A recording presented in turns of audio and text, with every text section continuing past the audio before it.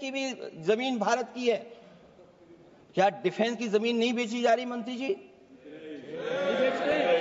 अध्यक्ष महोदय, क्या रेलवे की जमीनें नहीं बेची जा रही हैं?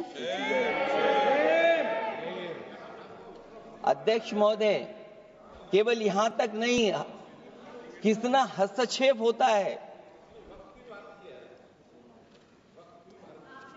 वक्फ भी भारत के, इसीलिए तो कहीं ना कहीं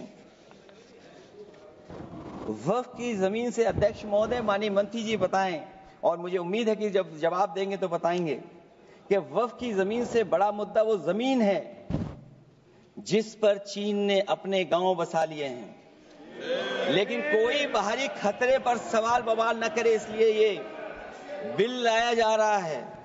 और माननीय मंत्री जहां से आते हैं, जिस प्रदेश से आते हैं, कम से कम ये तो बताएंगे कि वहां कितने चीन ने गांव बसा लिए, घर बन गए हैं। अध्यक्ष महोदय, आपके माध्यम से सरकार गारंटी दे कि वक्फ की जमीन कभी भी किसी भी पैतरेबाजी से किसी और मकसद के लिए किसी और को नहीं दी जाएगी।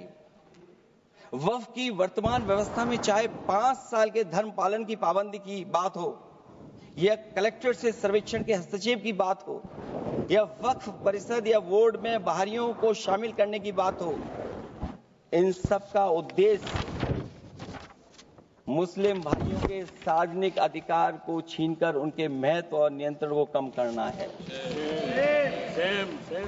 ट्रिब्यूनल के निर्णय को अंतिम न मानकर उच्च न्यायालय में लेकर जाने की अनुमति देना दरअसल जमीनी विवाद को लंबी न्यायिक प्रक्रिया में फंसाकर वक्फ भूमि पर कब्जों को बनाए रखने का रास्ता खोलेगा।